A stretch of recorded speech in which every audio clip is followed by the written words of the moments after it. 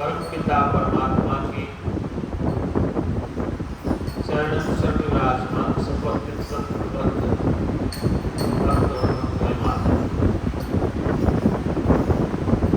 देखो, प्रातः काल हमने आपसे कहा था,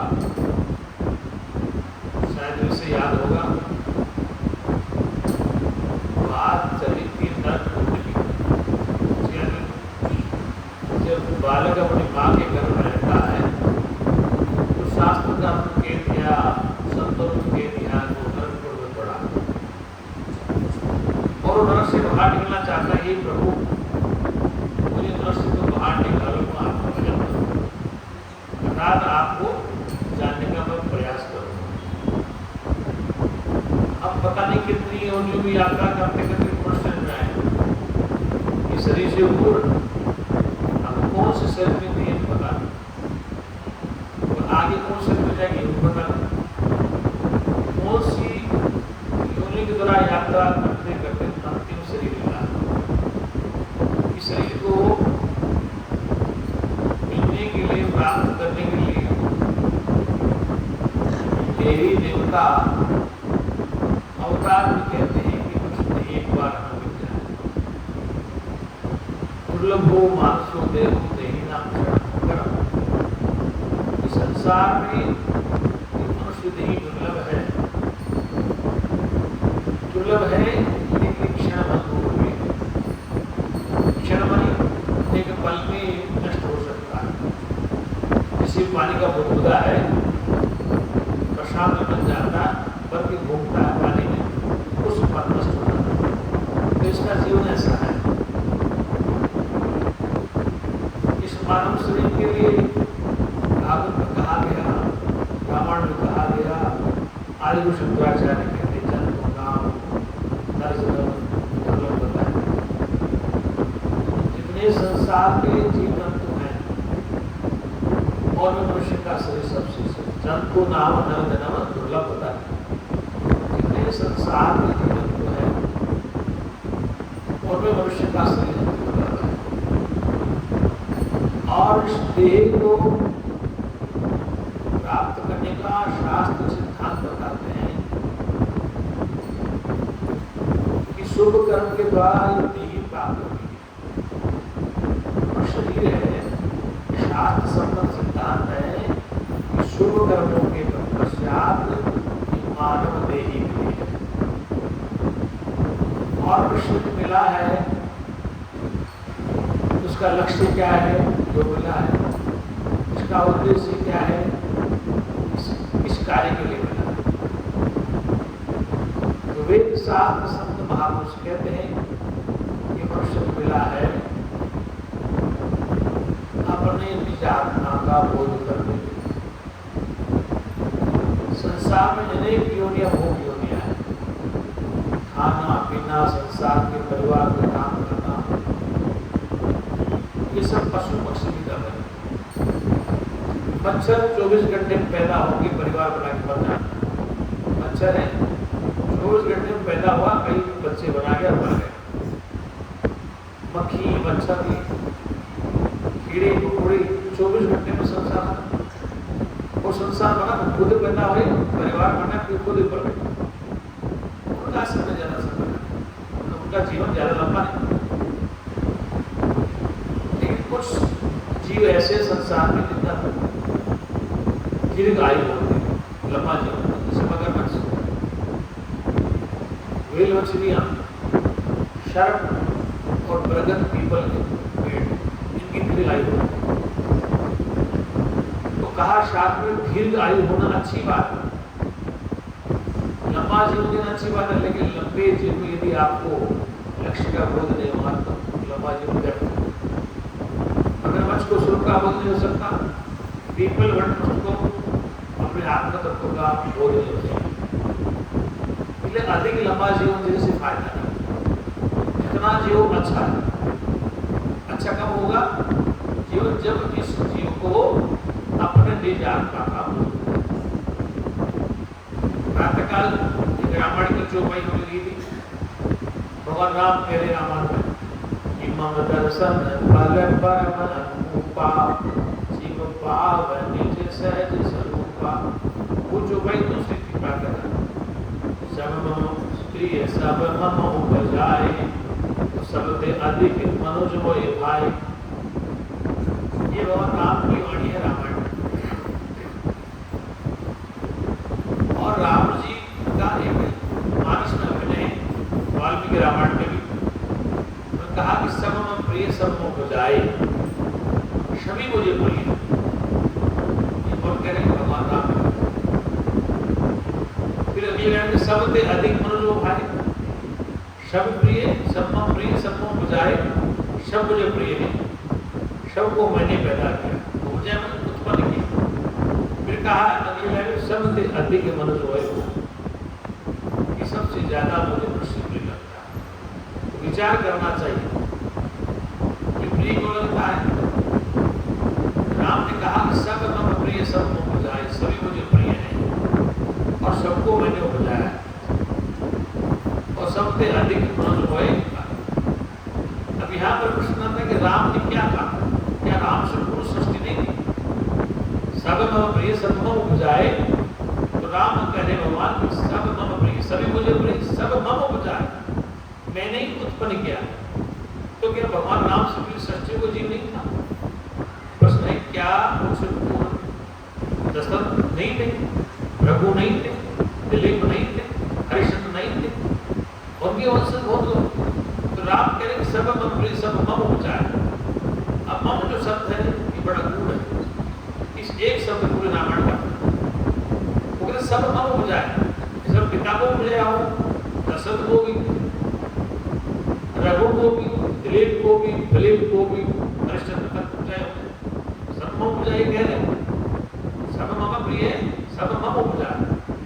तो क्या दादा परदादा को पैदा किया राम? अगर व्यवहार नाम देखें तो नहीं किया। वो पुत्र है किसी माता के पुत्र है, किसी पिता के पुत्र, कौशल्या के पुत्र, दशरथ के पुत्र।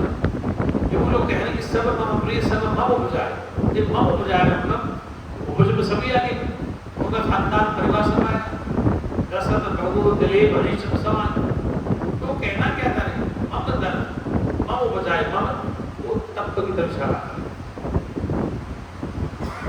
इदम मम इदम तम ये मेरा ये तेरा, मम उपजाए मैंने पैदा किया। तो मैं कौन है? ये शुद्ध चेतन का इशारा कर रहे हैं।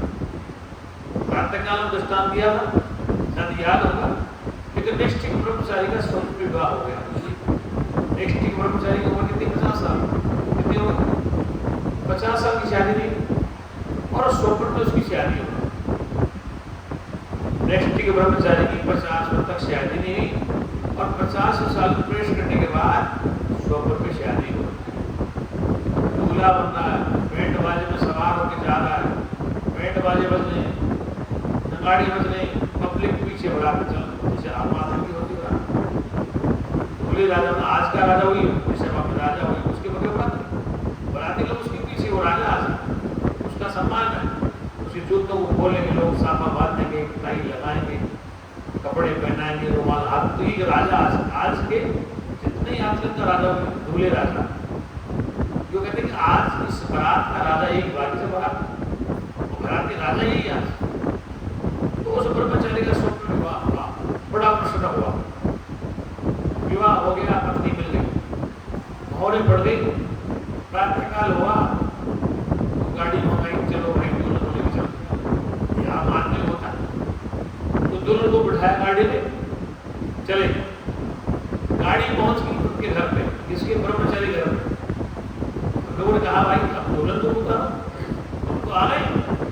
अब धुरंधर को उतारना।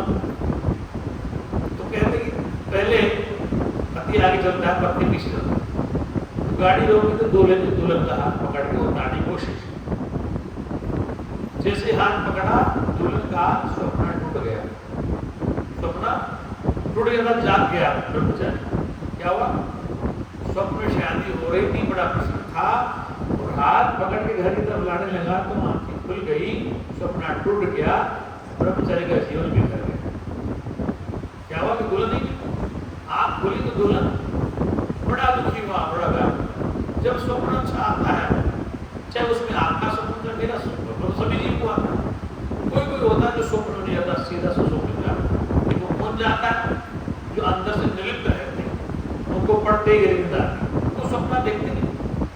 साल 2 साल 5 साल में स्वप्न आया तो आ गया, तो वो सीधा से स्वप्न जाता है। कोई कोई क्या स्वप्न देखते। तो दूल्हे ने स्वप्न देखा, दुल्हन भी स्वप्न में, और जाकर वो भी छोड़ दी, बड़ा दुखी था।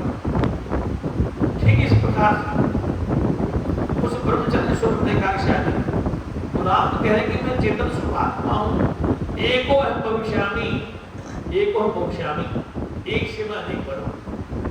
वेद मंत्र आता है एको अहम भविष्यामि, मैं एक से अनेक बनूं। तो चेतन सत्ता ने इस बात का संकल्प किया कि मैं एक से अनेक बनकर दे। बोले क्यों? मेरी मौज, स्वप्न मौज में ले रहा हूं, जागृत में मौज ले रहा हूं, सुषुप्ति मौज ले रहा हूं, तीनों अवस्थाओं में मौज ले रहा हूं। जागृत में गा रहा हूं, बजा रहा हूं, स्वप्न में संसार बना लिया। मां स्त्री नहीं थी ब्रह्मचारी, कहां से स्त्री आ गई? जागृत में विवाह नहीं हुआ था, ब्रह्मचारी था। स्वप्न में दुल्हन आ गई, दूल्हा बन गया, बारात आ गई, गाड़ी बैठ गया, दुल्हन आ गई और आंख खुल तो स्वप्न टूटा, तो वो भी मिथ्या निकला। तो क्या निकला? ये तो था ही था, इसमें शादी नहीं थी, स्वप्न थोड़ी हुई, खुशी हुई और आंख खुली, वो भी खुशी गायब हो गई। और फिर जब थक गया तो उसको नींद जब गहरी आई तो थोड़ा सा मिला, और जैसे ही नींद से पहले सुसुप्ति में स्वप्न देखा, फिर दुखी हुआ, शादी हुई टूट गई, शादी टूट गई, दुल्हन खत्म। तो तीनों अवस्था में कौन घूम रहा है? जागृत में भी स्वप्न देख रहा है तो भी दिख रहा। स्वप्न कौन देख रहा है? नींद में तो भी दिख रहा। स्वप्न के पदार्थ कहां से आ रहे? जिसकी झोंपड़ी नहीं है वो महल दिख लेता, तो किराया लेता मकान का स्वप्न देखता है। स्वप्न मकान बन जाता, सीमेंट आ जाती, बंगले बन जाते, टाइल लग जाती, बड़े बड़े लेटरिन बाथरूम बन जाते, गाड़ी बंगले आ जाते। आंख खुली, स्वप्न टूटा, गाड़ी ने बंगला पड़े तो पड़े, आ पड़े। तो जब स्वप्न देखा, जब तक झोंपड़ी का ज्ञान नहीं था, जब तक स्वप्न चल रहा था उसको झोंपड़ी का ज्ञान नहीं, वो महल में था। और स्वप्न टूटा तो कहाँ गया? महल से झोपड़ी के निकाला और गहरी नींद में गया, फिर सो गया। न इस झोपड़ी का पता है, न महल का पता है, वो सुसुप्ति में सो रहा। क्या कर रहा है? जीवात्मा कहाँ चला गया? सुसुप्ति। अब प्रश्न है, सुसुप्ति कौन सो रहा है? क्या जीवात्मा सो रहा है? नहीं, जीवात्मा नहीं सो रहा है। अगर जीवात्मा सो गया तो मामला गड़बड़ हो जाएगा।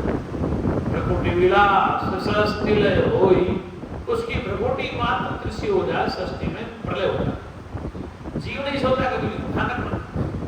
फिर तुमसे पूछेगा जीव सोता है? नहीं सोता है जीव जीव का अंतकरण सोता है। जीव नहीं सोता है, जीव का अंतकरण सोता है। अगर जीव सो जाता तो प्रातःकाल उठ के कौन बताता कि नींद अच्छी है? कई बार आपको नींद बहुत अच्छी आती, तो जब नींद अच्छी आ रही थी क्या तुम कुछ बोल रहे थे? नहीं बोल रहे। प्रातःकाल जगे तो कहा आज महाराज नींद बहुत अच्छी आई, कुछ पता ही नहीं चलता। कौन कह रहा है? कौन जानता है? तुम्हारा अंतकरण नहीं जाना था तो सो रहा था। जीव उस समय भी जाग रहा था, वो सोया नहीं। चेतना सोती नहीं है, वो चेतना जैसी अंतकरण जगा तुरंत अंतकरण चिपते ही कहता है कि नींद बहुत अच्छी है, निद्रा बहुत अच्छी, कुछ पता ही नहीं चला। जैसे यंत्र चल रहे हैं, माइक चल रहा है, कूलर चल रहा है, पंखा चल रहा है, मशीन चल रहा है, सब चल रहे हैं। इसको बंद कर दें तो क्या बिजली चलेगी? उसको बंद कर दें क्या बिजली चलेगी? इसको बंद कर दिया, बिजली है, ऐसी चेतना तो है। यंत्र बंद कर दिया, माइक बंद कर दिया, कूलर बंद कर दिया, क्यों बंद कर? फिर तुम्हारा अंतःकरण सो गया, मन सो गया, बुद्धि सो गई, चित्त सो गया, तो गहरी नींद में तुम्हें बिना किसी सहयोग के सुख मिल रहा। गहरी नींद में न तुम्हारा मन है, न तुम्हारी बुद्धि है, न तुम्हारा चित्त है। गहरी नींद में कोई भी यंत्र नहीं साथ। जागरण में पत्नी साथ है, पत्नी सुख ढूंढते हो। जागरण में पत्नी साथ है, पत्नी सुख ढूंढते हो, पुत्र में ढूंढते हो, रुपए में ढूंढते हो, स्वप्न के संसार बना लेते हो। तो वो तो अंतःकरण से सुख मिलना। जागरण का सुख अंतःकरण से है और स्वप्न का सुख अंतःकरण से है। लेकिन एक सुख वह है जो गहरी नींद में मिल रहा है, वो बिना अंतःकरण के मिल रहा है। न वहाँ मन है, न वहाँ बुद्धि है, न वहाँ चित्त है, केवल चेतना। कौन है?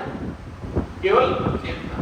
तो सो गई तो सुख मिला बिना मन के, बिना अंतःकरण के, बिना बुद्धि, बिना चित्त के सुख मिला। इसका वो सुख है अल्पकाल का, अविद्या का है, तो पूर्ण सुख नहीं है, अविद्या का सुख है।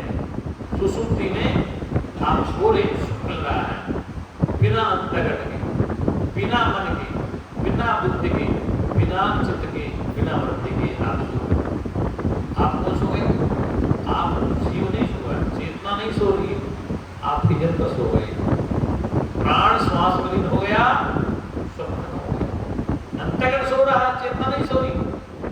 जैसे सुसुप्ति के बाद आप जगे, बोले महाराज आप तो नहीं बहुत अच्छे, कुछ पता ही नहीं चला। दोनों चीज बता रहे हो, महाराज नहीं बहुत अच्छे, ये भी तो जानकारी है, और फिर कह रहे महाराज कुछ पता नहीं चला, ये भी आपको जानकारी है।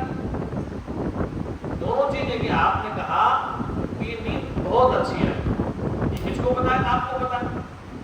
फिर आप करेंगे महाराज कुछ पता नहीं था, ये कौन कह रहा है पता नहीं था? इसका मतलब तो नींद आ रही थी, चीज को तुम जानते थे, और सुख मिलना इसको तुम जानते थे। कुछ पता नहीं था, ये भी तुम जानते। पता नहीं था ना, ये मैं नहीं जानता था, पता नहीं था, ये मैं जानता था कि नींद बहुत अच्छी है। दोनों चीज कौन जानता? कहा कि मुझे नींद बहुत अच्छी है महाराज, तो ये जानकारी आपके पास है। फिर कहा कि कुछ पता ही नहीं चला, कुछ पता ही नहीं था, विद्या थी, कुछ ज्ञान नहीं था। अब मुझे पता है, अब मुझे पता नहीं, अब मैं जानता हूँ, अब मैं नहीं जाना। दोनों चीजों को जो जानता है वो आपका चेतन स्वरूप है। वो क्या है? आपका चेतन स्वरूप है। तो तुम जाग गए, पर लाइट आई, पंखे चलने लगे, लाइट भाग गई तो पंखे बंद हो गए। लेकिन वहां लाइट नहीं भागती, यहाँ की लाइट आती, वो चेतना विद्यमान हाजिर और हुजूर है। कृष्ण के नाम है नित्य युक्तस्य योगिन, नित्य युक्तस्य योगिन। योगी हमेशा नित्य में युक्त रहता है, नित्य में कभी जाता ही। तो ज्ञानी लोग, योगी मतलब जो ज्ञानी लोग हैं, नित्य युक्तस्य योगिन, योगी हमेशा नित्य में रहता है, नित्य चिपका है, आरूढ़ नित्य युक्तस्य, नित्य के साथ वो एकीकार है। कौन? ज्ञानी। जो हमेशा नित्य में रहता है, नित्य में जाता है, उसकी हर क्रिया, हर कर्म नित्य में होते हैं, वर्तमान में होते हैं। क्या होते हैं? उसका हर कर्म, हर क्रिया, हर वर्ग उसका नित्य होता, नित्य में, जो नित्य स्वरूप है। आत्मा नित्य है, शाश्वत है, चेतन आनंद स्वरूप, जो नित्य में रहता है, अनित्य में क्यों नहीं जाता? इसी गीता में भगवान का एक बात वर्तमान चिपकाते हो। वर्तमान तुम्हारा ठीक है तो भविष्य वर्तमान पर टिका हुआ है। वर्तमान तुम्हारा ठीक है, भविष्य वर्तमान टिका है, और भूतकाल चला गया उसकी चिंता नहीं करते। भूत की जो चिंता करते वो दुखी हो गए, भविष्य की चिंता करते वो दुखी हो। वर्तमान में चिंता है, इसके बाद वर्तमान ठीक है। और यदि भूत की चिंता करते हो, भविष्य की चिंता करते हो, तो संशय आत्मा विशति, जो आत्मा संशय वाली है, अपने विश्वास नहीं है, संशय आत्मा विशति, जो आत्मा जीवात्मा संशय वाली है, कल मेरा क्या होगा, वैसे क्या होगा, संशय आत्मा विशति, उसका नाश निश्चित। इसलिए जीव का हमेशा नित्य में ही वृत्ति बनी रहे। क्यों वृत्तियां तो बार बार बदलती, जागृत वृत्ति है, सुसुप्ति वृत्ति है, इससे वृत्ति बदलती है। कहा कि नित्य युक्त से योगी न, योगी वो ज्ञानी हमेशा नित्य में रहता है, अनित्य में कभी नहीं जाता। बात समझ में आ रही?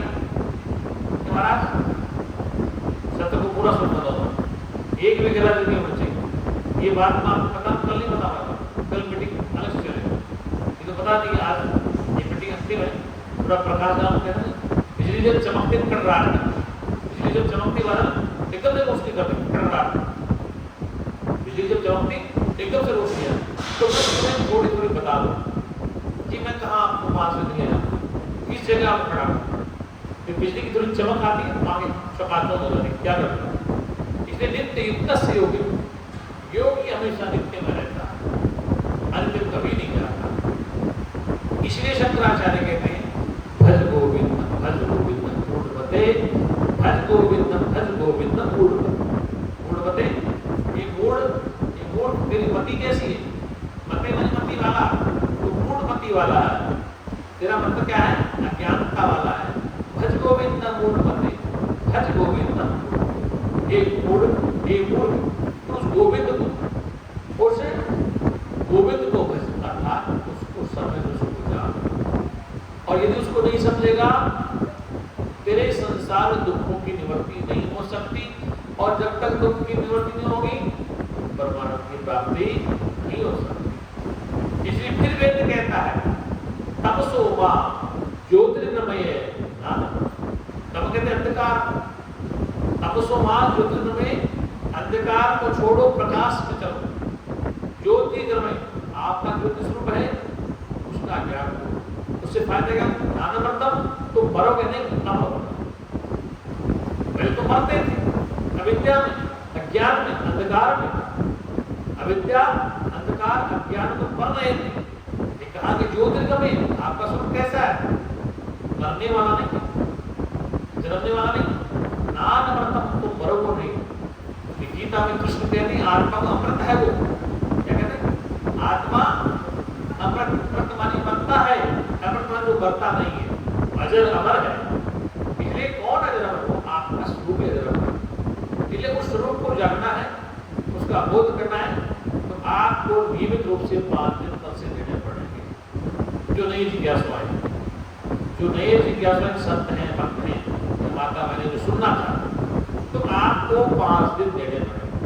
तो हर बेटी को ध्यान से सुनना पड़ेगा। कोई शंका समाधान है तो कागज पर लिख लेना, नोट कर लेना, उसके बाद सत्संग में पूछेंगे, सत्संग के बाद ये बात ठीक है, तो तू इसे ध्यान रखेगा, सत्य सुनना। क्योंकि अगर सत्य नहीं सुना तो संसार में पैसा हो सकता, बंगले हो सकते, बीवी सुंदर हो सकती, पति सुंदर हो सकता, बच्चा सुंदर हो सकता, धनवान हो सकता, भिक्षा अच्छी मिल सकती, दक्षिणा अच्छी मिल सकती, लेकिन शांति मिल सकती नहीं मिली। इसलिए दुख की निवृत्ति और परमात्मा की बात प्राप्ति ही हमारे 5 दिन के इस शिविर का उद्देश्य है। और इसका उद्देश्य क्या है, दुख की निवृत्ति और परमात्मा की। दुख का हेतु क्या है, दुख का हेतु क्या है, दुख किस कारण से हुआ इसका पता लगा। जब कारण का पता चल गया तो फिर अपना कार्य ठीक हो जाएगा। एक बालक से किसने पूछा, भाई तेरा पेट मोटा क्यों हो रहा है, बोले गुरु जी मैं मिट्टी खाता हूँ, क्या कहता है मिट्टी खाता। तो कारण का पता है कि मिट्टी खाता हूँ इसलिए पेट मोटा हो रहा है, तो कारण को ठीक कर लेते, मिट्टी खाना बंद कर, तो पेट ठीक हो जाएगा। किसी बालक से पूछा, भाई तेरा पेट क्यों मोटा, गुरु जी मैं मिट्टी खाता हूँ। अब उसका पेट तब बढ़ना बंद होगा जब मिट्टी खाना बंद करेगा। तो दुख का कारण अविद्या है, अज्ञान है। इस बालक का पेट बढ़ने का कारण क्या था, मिट्टी खाता था बचपन, गुरु जी मिट्टी खाता उससे पेट बढ़ रहा, कारण का पता, बीमारी क्या है नहीं जानता, लेकिन ताला मिट्टी नहीं छोड़ रहा। तो ऐसा कौन सा मंत्र गुरु भगवान को पेट करूंगा, इसलिए उसको अपनी कृपा अपने को करनी पड़ेगी, मिट्टी खाना बंद करना। अविद्या है, अज्ञान अंधकार है, इसकी निवृत्ति तो खुद को ही करनी पड़ेगी। गुरु शास्त्र तो इशारा कर सकते हैं, गुरु और शास्त्र तो इशारा कर सकते हैं, इंडिकेशन करना कल्याण अपना तो आपो दीपो भव है, अपने ज्योति तुम अपने आप बनाओगे। गुरु और शास्त्र मार्ग बताते हैं, गुरु शास्त्र मार्ग बताते हैं, चलना आपको ही, विचार आपको करना। इसलिए शास्त्र कहता है सत्य असत्य वस्तु विवेक है, सत्य और असत्य वस्तु का विवेक करो, नित्य अनित्य वस्तु विवेक है, नित्य अनित्य वस्तु का विचार करो। नश्वर और अविनाशी क्या है इसका विचार करो। नश्वर क्या है, अविनाशी क्या है, नित्य क्या है, अनित्य क्या है, सत्य क्या है, असत्य क्या है। इसलिए वेद कहता है, क्या कहता है, सत्यवद, सत्य बोलो, सत्यवद स्वाध्याय स्वाध्याय करो च प्रवचने च, उसी के प्रवचन, सत्यवद स्वाध्याय प्रवचने च धर्मवचन, एक तेरा धर्म ही आचरण करो कि सत्य को बोलो। सत्य किसे कहा वेद, त्रिकालावादस्ताम, कि जिसका तीन काल में नाश नहीं होता वो सत्य, उस सत्य को बताने के प्रवचन करो। सत्यवद, वद सत्य बोलो, जो वेद ने कहा है, वेद का सिर्फ ज्ञान है, तो लगा सत्यवद, सत्य बोलो। स्वाध्याय स्वाध्याय करो, स्वयं को जानने का प्रयास करो, वेद पढ़ो, गुरु के सानिध्य में रहो, स्वाध्याय स्वाध्याय करो, क्या करो, स्वाध्याय, स्वयं को जानने के लिए जो साधन है उनको अपनाएं।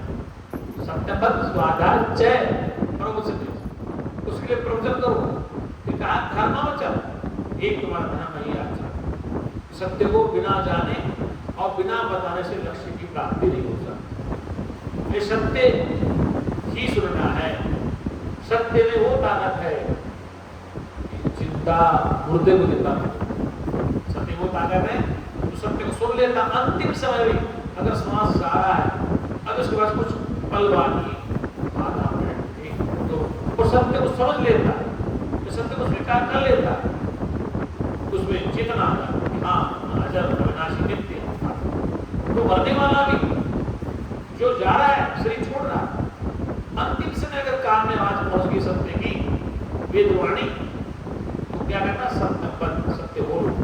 तो वो सत्य को सुनकर वह जो मरने वाला था, मरने वाला हुआ ही नहीं, लेकिन अविद्या से, अज्ञान से अपने आप को मरने वाला मान लिया, स्वीकार कर लिया, इसे सत्यवाणी नहीं सुना, यानी किसी के द्वारा सत्यवाणी नहीं श्रवण किया, इसे शास्त्र कहता श्रोतव्य मंतव्य निदिदास्तव्य, श्रोतव्य श्रवण करो, मंतव्य मनन करो, और निदिदास्तव्य निदिदास्तव्य। श्रोतव्य क्या सुने, श्रोतव्य क्या सुने, की सुने, क्या तंत्र सुने, क्या भूत प्रेत निकाले, क्या जादू टोना सीखे, नहीं, सत्य पर सत्य सुनो, सत्य सुनो। कहा श्रोतव्य क्या सुने, जिसके सुनने से जीव और ब्रह्म की एकता हो, जिसके सुनने से तो वो ईश्वर एक हो जाए। श्रोतव्य मंत्र विचार करो कि आज के सत्संग में क्या कहा, कितना समझ में आया, कितना विचार किया, क्या समझ में नहीं आया, शंका समाधान होनी चाहिए।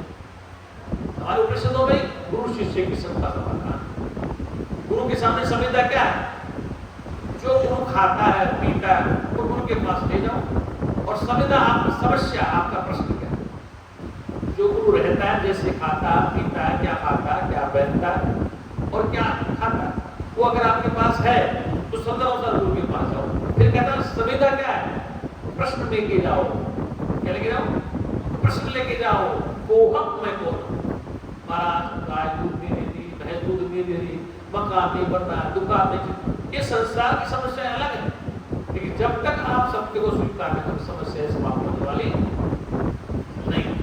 इसलिए गुरु के पास आए, संविदा क्या है, अपनी शंकाओं का पिटारा लेके जाओ, अपनी शंकाओं का पिटारा, जो आपके दिमाग में शंकाएं हैं, किंतु परंतु अगर लेकिन बल्कि बटासो, जितनी शंका का पिटारा वो लेके जाओ उनके पास, और जगत प्रणाम करो, पूरा आपको शंका का समाधान कर। लेकिन कहा क्या है, तत्ववेता होना चाहिए, ये तीन कंडीशन उपनिषदों की शर्त है। कौन से गुरु के पास है, तो वेद कहता है तत्व विज्ञानार्थम सह पूर्व समित पाणिन श्रोत्यम ब्रह्मनिष्ठम, तद विज्ञान, तद उस ईश्वर को, विज्ञान स्वरूप को जानने के लिए शह वह कौन, जीवात्मा, जिसके पास संताओं का पिटारा है, गुरु में अच्छे गुरु की शरण में जाए। फिर कहा कैसे, समर्पण भाव, समित पाणिन, समर्पण, सरेंडर, राजा नहीं चलेगा, चक्रवर्ती राजा महाराजा गुरु के पास सरेंडर हो जाता, वर्ण नहीं चलेगा, पैसा नहीं चलेगा, अहंकार नहीं चलेगा, समर्पण से जाए। तद विज्ञानार्थम सह गुरु में गच्छति, गुरु की शरण जाए। समित पाणि, समर्पण भाव से, कोई धन का अहंकार, मुकुट का अहंकार, पद का अहंकार वो नहीं चलेगा, वर्ण का। फिर कहा कहाँ जाए, प्रवृत्ति ब्रह्मिष्टम, ये भी कंडीशन है कि ऐसे वैसे सरपट उठा लेना था। क्या काम है? ऐसे ऐसे पागलों से मुंडन मत कराना जो आपको शंकाओं का समाधान न करे, आप गलत मार्ग पे ले जाए। आप ईश्वर का सपना दिखाते, गंधर्व का सपना दिखाते, कभी कभी अगले दिन में भी सपना दिखाएंगे। तो कहा कि गुरु भी कैसा हो, गुरु की भी शर्त है और शिष्य की भी कंडीशन। शिष्य की कंडीशन क्या है? सत्य शिष्य की समित वाणी समर्पण भाव से जाए। निर्मल मन जन सो मोहि पावा, मोहि कपट छल छिद्र न भावा।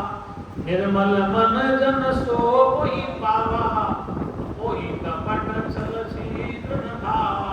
ये वाणी किसकी है? रामचरितमानस की राम ने कही बात। निर्मल मन जन सो मोहि पावा, मुझे कौन प्राप्त करे?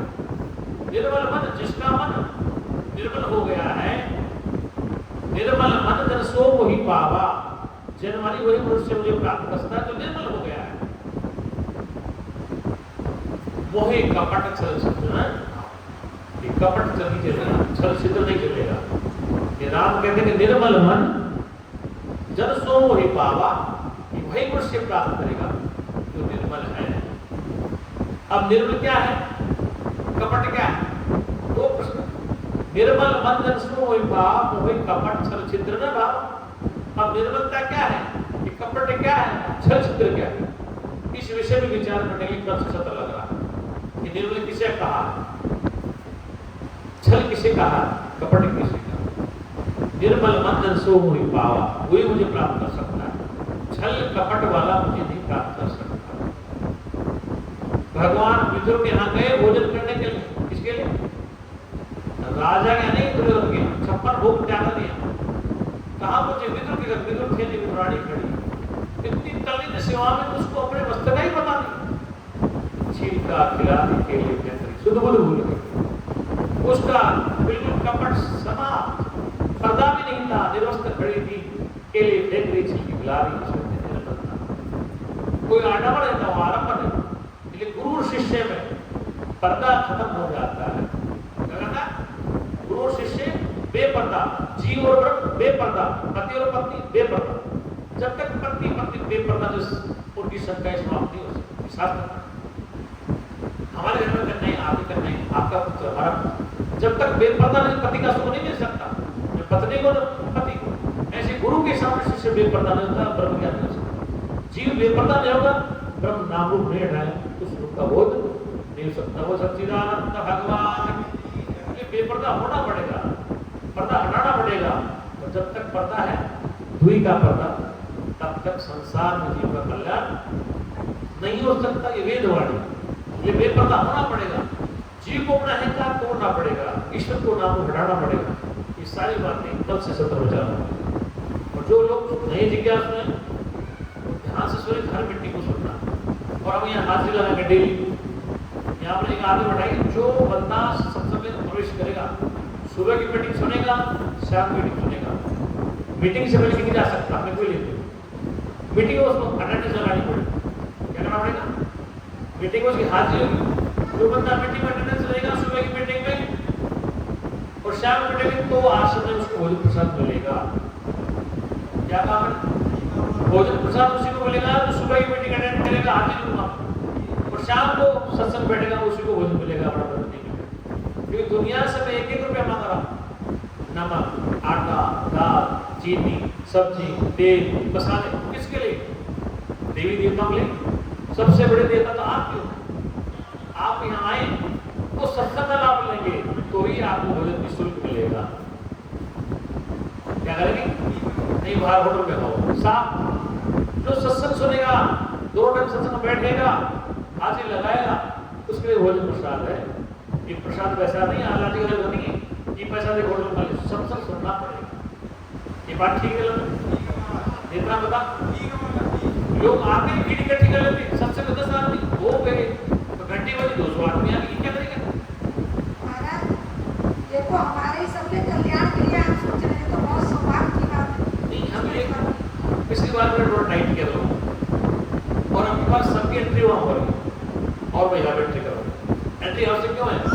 कि जिस लक्ष्य के लिए आप आए, जिस लक्ष्य के लिए लोगों को मैंने कार्ड भेजे व्हाट्सएप पे, जो लक्ष्य है वो तो पूरा होना चाहिए। भाई हम बच्चे की शादी करने जा रहे हैं, बच्चे की शादी करने जा रहे हैं, लक्ष्य क्या है? शादी होनी चाहिए। बारात आई तो शादी की लाइन उसका तो भोजन मिलेगा।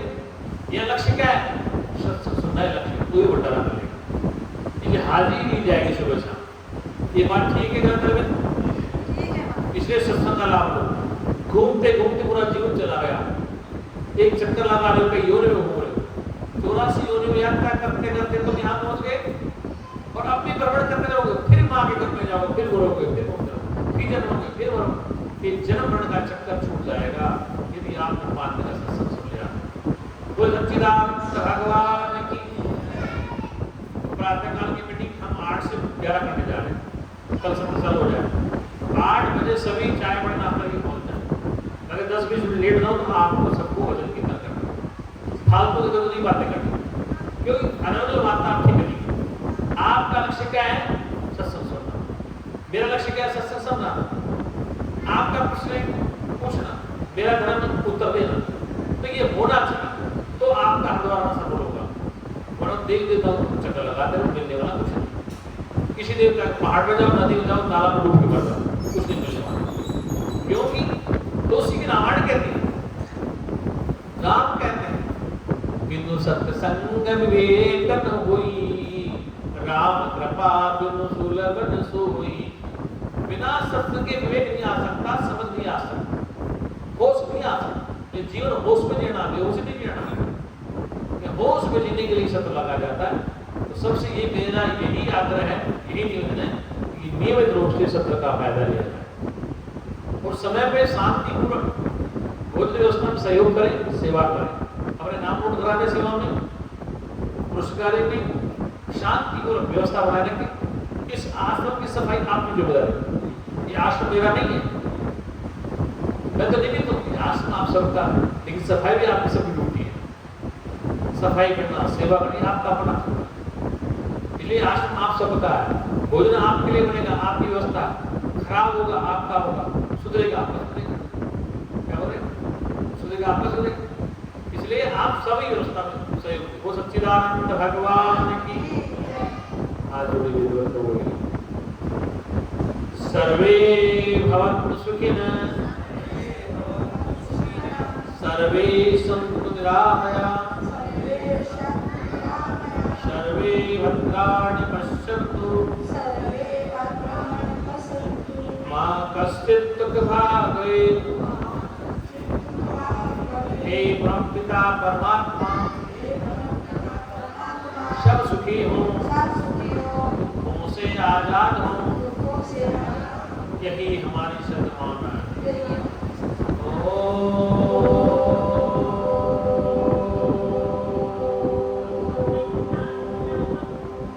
शांति शांति।